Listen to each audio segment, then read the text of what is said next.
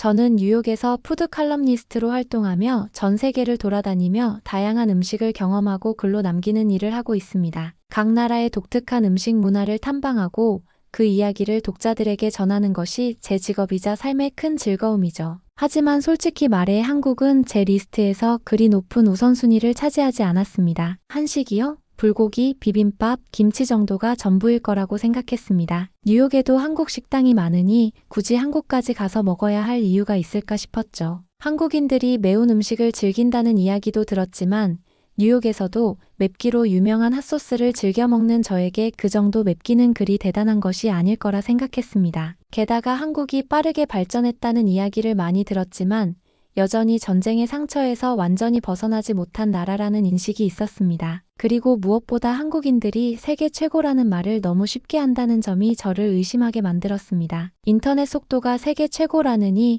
스마트폰 사용률이 가장 높다느니 하는 이야기들을 듣기는 했지만 미국에서도 충분히 기술적으로 앞서 있다고 생각했기에 한국까지 가서 감탄할 일이 있을까 싶었습니다. 그저 과장된 애국심에서 나온 이야기일 거라 여겼죠. 이런 이유로 한국을 방문할 계획을 세운 적이 없었습니다. 하지만 지인으로부터 전라도는 한국 음식의 성지라는 이야기를 들었을 때 제 마음이 조금 흔들렸습니다. 음식 평론가로서 한국 음식에 대한 편견을 직접 확인해 보고 싶다는 생각이 들었거든요. 한국 음식이 정말 그렇게 특별할까요? 혹시 제가 놓치고 있는 것이 있을까요? 호기심이 생겼습니다. 그리고 솔직히 말해 뉴욕 독자들에게 전 세계를 돌며 음식을 경험하는 푸드 칼럼니스트가 한국 음식에 대해 직접 체험하고 느낀 점을 이야기한다는 것도 흥미로운 소재가 될 것 같았습니다. 그렇게 저는 한국행 비행기에 올랐습니다. 목적지는 전라도, 전주. 서울에서 잠깐 머문 후 KTX를 타고 내려가는 길, 저는 여전히 한국에 대한 확신이 없었습니다. 정말 그렇게 대단할까?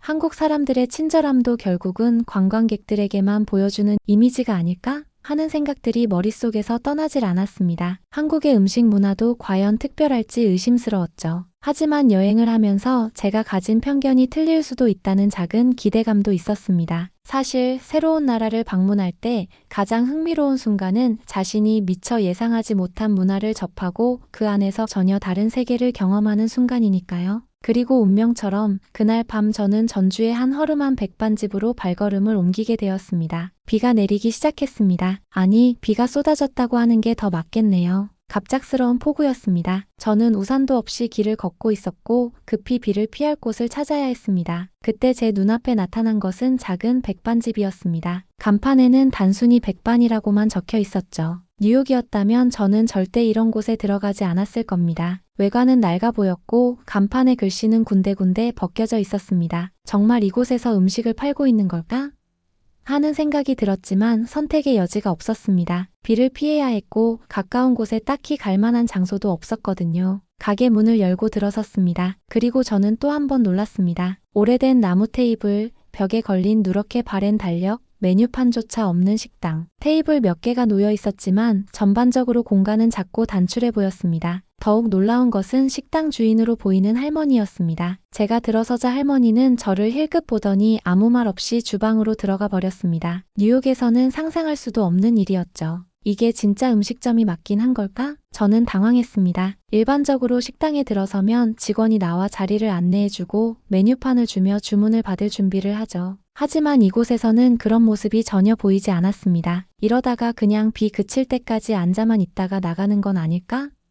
하는 생각까지 들었습니다. 다른 손님들은 묵묵히 밥을 먹고 있었고 아무도 저에게 신경 쓰지 않았습니다. 저는 어색하게 테이블 한쪽에 앉아 주위를 둘러보았습니다. 메뉴판이 보이지 않는다는 것은 결국 음식을 주문할 방법도 없다는 뜻이겠죠. 설마 주인이 외국인 손님을 보고 일부러 무시하는 걸까라는 의심까지 들었습니다. 낯선 나라, 낯선 식당, 낯선 분위기, 그리고 저의 끝없는 의심. 이게 진짜 음식점이 맞긴 한 걸까? 저는 아직 이곳에서 벌어질 놀라운 경험을 전혀 예상하지 못하고 있었습니다. 그리고 그 순간 제 머릿속을 스치는 또 다른 생각. 설마 바가지 씌우는 곳은 아니겠지? 뉴욕에서도 관광객들에게 바가지를 씌우는 가게들이 많습니다. 메뉴판이 없는 곳에서 손님에게 음식들을 내놓고 나중에 터무니없는 가격을 요구하는 방식이죠. 혹시 이곳도 그런 곳일까? 그러나 갑자기 주방에서 음식이 나오기 시작했습니다. 할머니는 아무 말 없이 김치, 나물, 생선구이, 된장찌개 등 다양한 음식을 테이블 위에 놓았습니다. 저는 순간 당황했습니다. 아무것도 주문하지 않았는데 왜 음식을 주는 거지?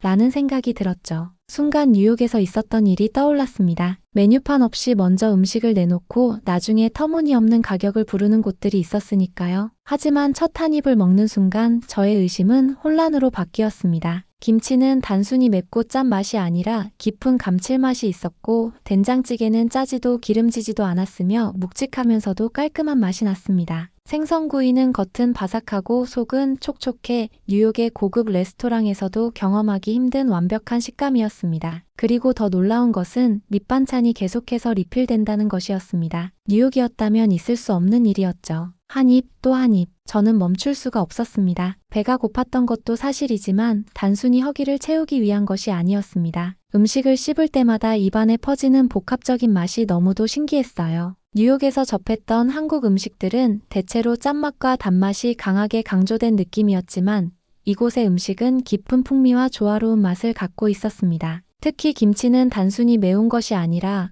알싸하면서도 은근한 단맛이 감돌았고 씹을수록 감칠맛이 퍼졌습니다. 된장찌개도 마찬가지였습니다. 뉴욕의 한 식당에서 먹었던 된장찌개는 보통 지나치게 짜거나 너무 기름진 경우가 많았는데 이곳의 된장찌개는 짜지도 느끼하지도 않았습니다. 국물을 한 숟갈 뜨는 순간 깊고 구수한 맛이 입안을 감쌌습니다. 뉴욕에서는 주로 강한 조미료 맛이 느껴지는 경우가 많았는데 이곳의 국물은 한층 더 부드럽고 자연스러웠습니다. 이게 진짜 된장 맛인가?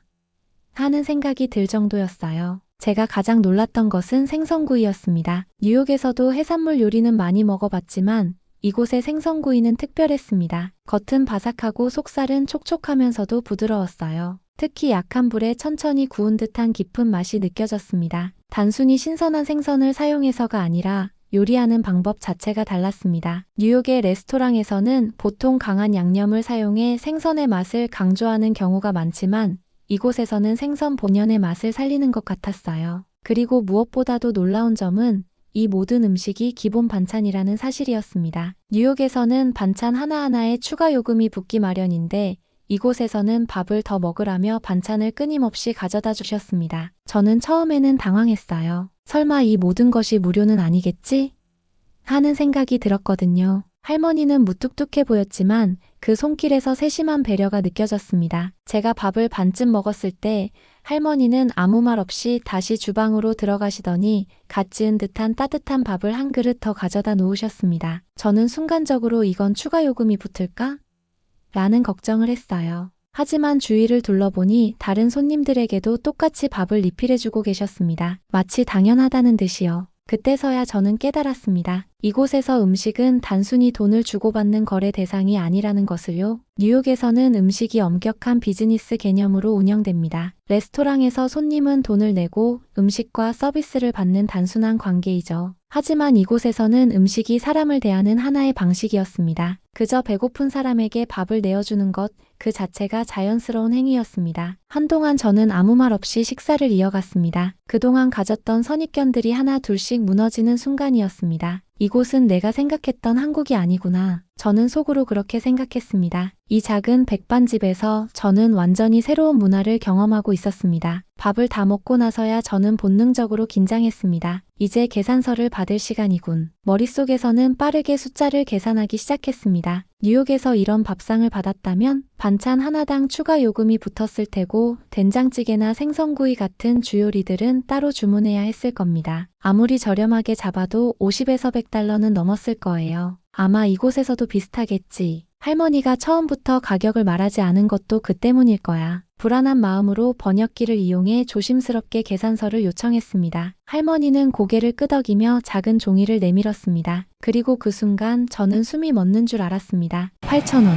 미국 달러로 환산하면 약 5.5달러. 이게 맞나? 순간적으로 뭔가 잘못된 거라고 생각했습니다. 번역기를 켜서 다시 확인했어요. 이 가격이 진짜 맞나요? 반찬 리필까지 포함된 건가요? 할머니는 제 말을 듣고는 피식 웃으며 고개를 끄덕이셨습니다. 그래, 다 포함이야. 저는 얼떨떨한 기분으로 지갑에서 지폐를 꺼내면서도 여전히 믿기지 않았습니다. 그때 할머니가 조용히 한마디를 덧붙였습니다. 밥은 배고픈 사람을 위해 있는 거야. 돈이 중요한 게 아니지. 그 말을 듣는 순간 제 눈앞에서 모든 것이 달라 보였습니다. 뉴욕에서는 음식이 철저한 상품이고 레스토랑은 손님이 돈을 지불하는 만큼만 제공하는 곳이었습니다. 하지만 이곳에서는 음식이 그저 거래 대상이 아니었습니다. 손님이 배고프다면 밥을 더 주고 반찬이 떨어지면 더 내어주는 것, 그리고 그 모든 것이 당연하게 이루어지는 곳. 이곳은 저에게 너무나 낯선 세계였고 동시에 너무나 따뜻한 곳이었습니다. 식당을 나서면서 저는 다시 한번 할머니를 바라보았습니다. 그녀는 그저 주방으로 돌아가 다른 손님들을 위해 또 밥을 짓고 있었습니다. 화려한 레스토랑에서 근무하는 스타 셰프들도 값비싼 와인과 정교한 플레이팅도 없는 곳. 하지만 이곳에서 저는 뉴욕에서는 결코 느낄 수 없는 진정한 음식의 가치를 배웠습니다. 뉴욕으로 돌아가면 저는 이 경험을 글로 남길 것입니다. 그리고 독자들에게 꼭 전하고 싶어요.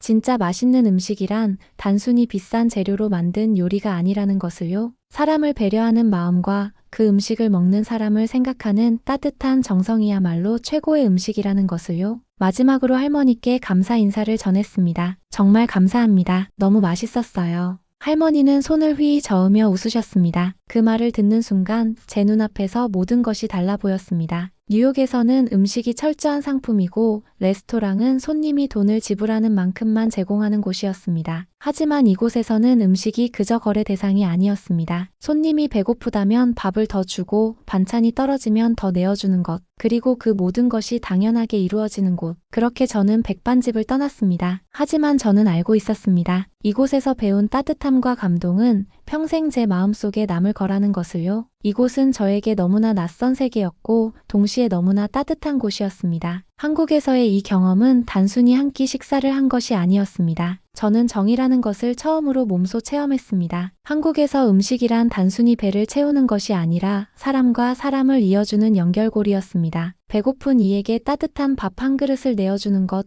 반찬이 떨어지면 아무 말 없이 더 가져다 주는 것. 그 속에는 이익을 따지는 계산이 아니라 사람을 향한 배려와 사랑이 담겨 있었습니다. 이 경험을 통해 저는 한국을 새롭게 보게 되었습니다. 겉으로 보이는 경제 성장이나 기술 발전이 아닌 사람과 사람 사이에 흐르는 따뜻한 정서. 그것이야말로 한국이 진정으로 자랑할 만한 가치가 아닐까요? 이 귀중한 경험을 하게 해준 한국에, 그리고 따뜻한 한 끼를 내어주신 백반집 할머니께 깊은 감사를 전합니다. 정말 감사합니다. 이곳에서 배운 따뜻함은 평생 잊지 못할 거예요.